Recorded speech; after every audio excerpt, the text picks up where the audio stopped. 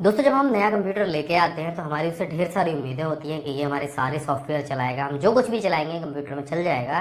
लेकिन कभी कभी ऐसा होता है कि इस चक्कर में हम सिस्टम रिक्वायरमेंट को देखना भूल जाते हैं और बहुत सारे सॉफ्टवेयर ऐसे होते हैं जिसमें सिर्फ अकेला प्रोसेसर ही काम नहीं करता है, वहाँ पर ज़्यादा रैम की भी ज़रूरत होती है, जैसे कि फोटोशॉप। और जब फोटोशॉप को हम सिस्टम में रन करते हैं तो वो परफॉर्मेंस हमें नहीं मिल पाती है जो हमें चाहिए होती है। ऐसा ही होता है वीडियो एडिटिंग सॉफ्टवेयर के साथ में भी। तो अगर आपके सिस्टम में भी आपको लगता है कि आपको थोड़ी सी रैम और बढ़ानी है तो सिस्टम का एक फीचर है जिससे आप अपनी पेन ड्राइव को रैम बना सकते हैं। ऑपरेटिंग सिस्टम में एक फीचर दिया गया है जिससे आप अपनी पेन ड्राइव को वर्चुअल रैम में कन्वर्ट कर सकते हैं और अपने सिस्टम को बूस्ट करा सकते हैं। तो ये वीडियो लास्ट तक देखिएगा, आपके बहुत काम आएगा। तो आगे बढ़ने से पहले मैं आपको फोटोशॉप जो लेटेस्ट सॉफ्टवेयर है उसकी सिस्टम रिक्वायरमेंट दिखा देता हूँ, उसको कितने जीबी रैम मिनिमम चाहिए। तो यहाँ पर आप देखेंगे 2 जीबी होनी चाहिए और 8 जीबी रिकमेंडेड मेमोरी है। तो हम ज़्यादातर क्या करते हैं कि 2 जीबी या 4 जीबी रैम लगा लेते हैं इसके आगे। लेकिन अगर फोटोशॉप से अच्छी परफॉर्मेंस आपको चाहिए तो कम से कम 8 जीबी रैम आपके पास होनी चाहिए। विंडोज़ 10 की अगर हम बात करें तो आप यहाँ पर देखेंगे विंडोज़ 10 को भी कम से कम 1 जीबी रैम की आवश्यकता होती है। और अगर आप 64 बिट का ऑपरेटिंग सिस्टम इस्तेमाल कर रहे हैं तो यहाँ पर उसको 2 जीबी रैम चाहिए। अगर बात करें ऑटोकैड की तो यहाँ पर उसको 8 जीबी रैम चाहिए और 16 जीबी रिकमेंडेड है। अगर आप 16 जीबी इस्तेमाल करते हैं तो वो बहुत अच्छी परफॉर्मेंस देगा।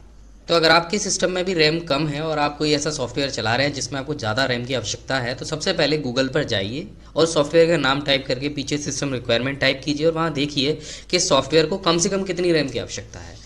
तो पेन ड्राइव को रैम बनाने के लिए सबसे पहले अपनी पेन ड्राइव को अपने सिस्टम में इंसर्ट कर दीजिए। अगर फॉर्मेट कर सकते हैं तो ठीक है, अगर नहीं कर सकते हैं तो उसमें जितना भी फ्री स्पेस होगा उसको आपका सिस्टम रैम की तरह इस्तेमाल कर लेगा। तो स्पेस ज़्यादा से ज़्यादा हो ये आप देख लीजिएगा। अगर नहीं है तो एक ऐसी पेन ड्राइव ले लीजिए जिसे आप आसानी से फॉर्मेट कर लें। अगर नहीं करेंगे तो भी कोई दिक्कत नहीं है।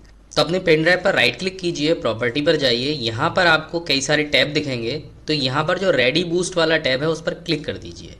यहाँ पर आपको 3 ऑप्शन मिलेंगे, do not use this device, दूसरा ऑप्शन है dedicate this device to ready boost और तीसरा है यूज़ दिस डिवाइस। तो इस समय जो आपकी पेन ड्राइव है वो है do not use this device, यानी आपकी पेन ड्राइव जो है रैम की तरह इस्तेमाल नहीं की जा रही है। दूसरे ऑप्शन को जब आप सेलेक्ट करेंगे तो आपके सिस्टम द्वारा आपके फ्री स्पेस को इस्तेमाल कर लिया जाएगा और आप देखेंगे ये जो मीटर है ये थोड़ा सा आगे खिसकेगा जब मैं इस पर टिक लगाऊंगा। ये देखिए कुछ इस तरह से। तो आपके पेन ड्राइव में जितना भी फ्री स्पेस होगा आपका सिस्टम उस पूरे को एक्वायर कर लेगा, उसको रैम की तरह इस्तेमाल करेगा। तीसरा जो ऑप्शन है इसमें आपके ऊपर डिपेंड करता है कि आप कितना स्पेस रैम बनाने के लिए अपने पेन ड्राइव को देते हैं। तो यहाँ पर आप अपने हिसाब से एमबी में डेटा दे सकते हैं। मान लीजिए मैं अपनी पेन ड्राइव के आधे स्पेस को केवल यूज़ करना चाहता हूँ। अब यहाँ से इसको अप्लाई कर देते हैं तो आप देखेंगे यहाँ पर रेडी बूस्ट की जो प्रोसेस है वो शुरू हो गई है। तो आप देखेंगे मेरी जो पेन ड्राइव पूरी खाली थी वो यहाँ तक भर चुकी है क्योंकि मैंने अभी इसको आधा ही स्पेस दिया था। यहाँ से आप ओके कर देंगे और आप देखेंगे आपकी पेन ड्राइव में एक रेडी बूस्ट वाली जो फाइल है वो बन जाएगी। तो आप देखेंगे ये फाइल है लगभग 2.14 जीबी की। तो ये जो फाइल है ये आपकी पेन ड्राइव को बूस्ट कराने में सहायक होगी। अब दूसरे तरीके से देख लेते हैं, हम इसे फुल करा के देख लेते हैं। यहाँ पर प्रॉपर्टी पर जाएंगे, रेडी बूस्ट पर पहुँचेंगे और यहाँ से जो dedicated this device ready to boost है उस पर क्लिक कर देंगे। तो यहाँ से जो हमारी पेन ड्राइव का जितना भी स्पेस खाली होगा वो यहाँ पर कवर कर लिया जाएगा। अब इसको अप्लाई करके देख लेते हैं। यहाँ से अपन अप्लाई करते हैं।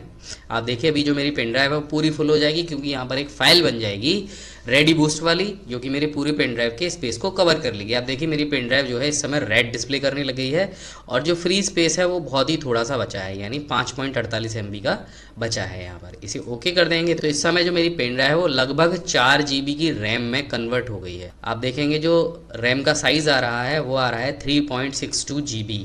तो ये एक वर्चुअल रैम बन चुकी है और जब भी ज़रूरत होगी मेरे सिस्टम को वर्चुअल रैम की तो वो यहाँ से इसका इस्तेमाल कर लेगा। अब आपको अपनी पेन ड्राइव को दोबारा से नॉर्मल करना है तो पेन ड्राइव दोबारा से सिस्टम में लगाइए, राइट क्लिक कीजिए, प्रॉपर्टी पर जाइए, रेडी बूस्ट पर पहुँचिए और यहाँ पर do not use this device पर क्लिक कर दीजिए। इसके बाद इसे अप्लाई कीजिए तो जो आपकी पेन ड्राइव है वो नॉर्मल पेन ड्राइव में कन्वर्ट हो जाएगी।